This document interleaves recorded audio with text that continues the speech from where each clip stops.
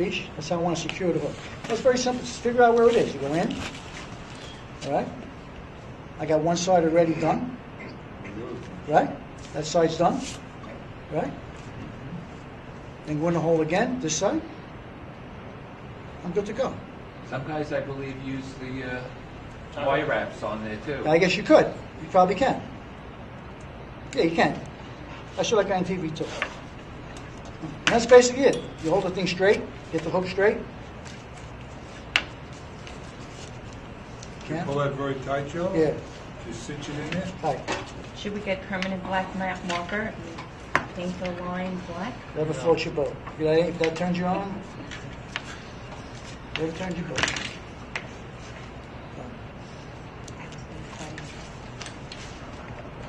Good. Tie direct, guys. You don't use a snap on this. Now, some guys put a stitch here to close this up. Come on. What's the point? It took 5 minutes to do this. So what's the big deal? 7 minutes. So what about storage? What about storage and stuff like that? Oh, okay. Yeah. Store them, and you got to keep them in a brine. I can't hang up from my mirror? Yep. The one with the wrapper, right? What's the life storage? Like coleslaw. Say you make them up on a Friday. You're going to go fishing Montauk for the weekend. Now you just I got to use get a eels hero all bread, year. Italian bread.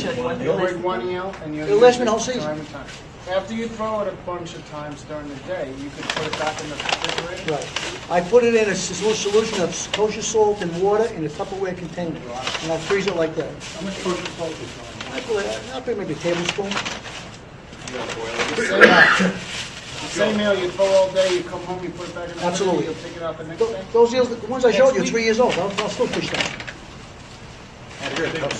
What So, about if you're out for a few days, as long as it's cool, it doesn't necessarily have to be Right. in the freezer. You can't have it sitting in the sun. Right. Smell like Oh, it. yeah. Put it back in the brine and then Put it back in the brine, or I keep it on ice. I keep it on ice in the bottom of my cooler. What about previously frozen? Say you had them for a few months. Yeah. Fine. I read somebody suggested bring them within a few hours of death. Of course, the perfect solution is kill it, fish it. That's the best. Never been frozen, never had tobacco on it, never had kosher salt on it. That's the perfect solution, but not everybody has a chance to do that. So a lot of times, if you're on a beach and you don't have any eels with you, but you have a rigged eel at home, I fish eels for a year. There's other tricks guys do. They load it with split shots. They'll put solder on the shank of the hook. We used to rub them in the sand to make them turn blue. Get the black part of the skin off, and we used to call them bluing them. You'd make the eel blue by scraping that on the sand, getting that. It did a number on the hooks, so they sharpen the hell out of the hooks. But there's a lot of ways to do it. You don't fish it like a plug. If you cast it and retrieve, it's going to come up. It has no lip, no reason to swim. There's no way to get it down. So a lot of guys will cast and do this. It's like unless the fish is on top. And maybe it can be on top. If I take 3-4 casts and they're not on top, they're not on top. I got to get them down somehow. So you get them down, you cast way up tide, count down, how long you want it to sink. If you don't cast up tide, you can count till the cows come home. It's up. They sink on their own? But they're slow. It's like they're Slow. very slow. It's not a deep water thing. It's like they were very, very effective off the Cape, off the beach, where the water was like maybe 8 feet in front of you, or south side of Montauk, where you're casting, the water's maybe 6 feet, maybe, or even the north side. You start fishing Rich's Inlet with a big deal, unless they're really right on top in the seam line, they're just too high up. But you can catch fish. I'm not saying you can't catch fish. You can. So you can use them in fast water, just not deep fast water. Right. So right. what's what's like your retrieve? Nessequa River, excellent, because the water's 3 feet deep at low tide. Yeah, but it's moving like a sandwich. Doesn't matter. They'll come up and get it. And a rigged eel will swim better than a live eel any day of the week. Yeah, I'll show you a rigged eel in the water. You won't believe it's rigged. You will not believe it. Just with a smooth retrieve, no rod. Sometimes I don't even retrieve. I'll get it out there and I just go a little pop, or I'll try to. Sometimes I'll try to raise it up and then quickly put slack in the line. And by raising it up, it flutters down.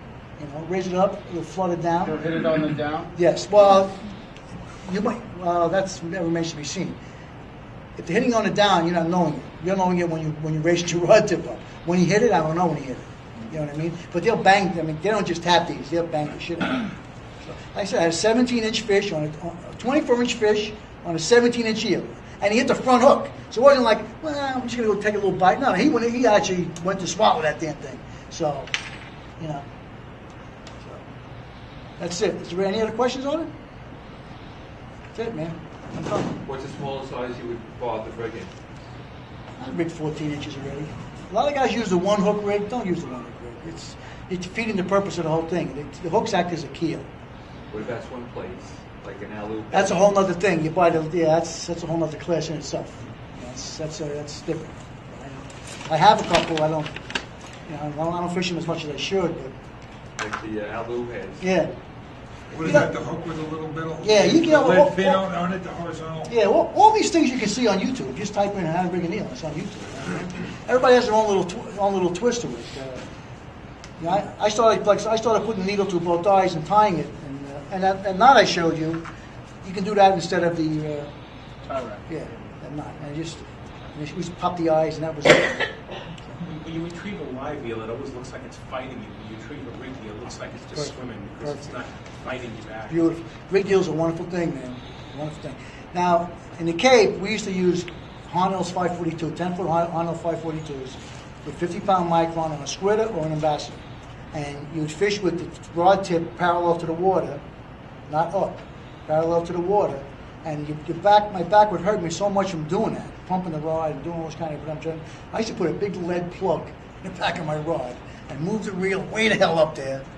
Where I was just doing, just whatever, because it was like, my rod must have weighed like 10 pounds, but it was all big plug in the back. Counterweight. Counterweight, right.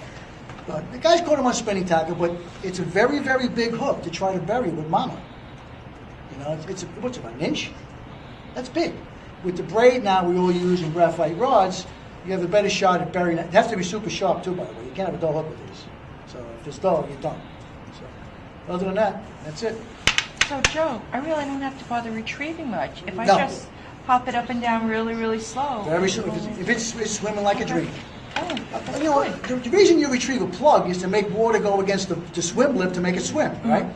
That's the whole point of it. But this is natural. Even with a live eel. If I get a live eel in the zone, I'm going to leave it like in a sore thumb in a corner or on a seam or someplace like that.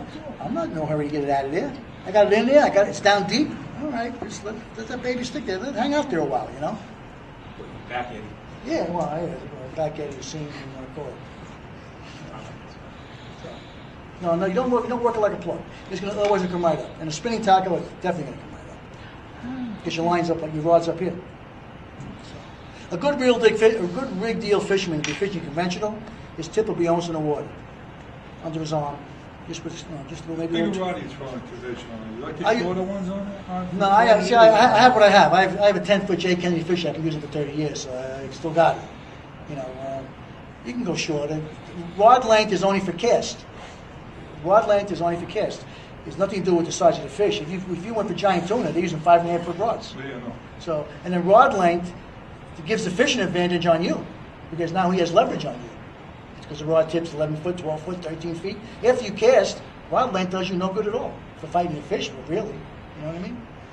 9-foot rod's fine. You got it. On a bridge, I have A nice 9-foot sink cord. yeah. On a bridge, I used to use an 8-foot, even 7-foot on the bridges, because I didn't need leverage. I'll just flip it. I was flipping bucktails. Until I'm not kissing anything. So, other than twist ties, gray 6 inches white bread. Got the knot down? You forgot to know how to use these, right? All right, I'm done. That's it. Thank you, Joe.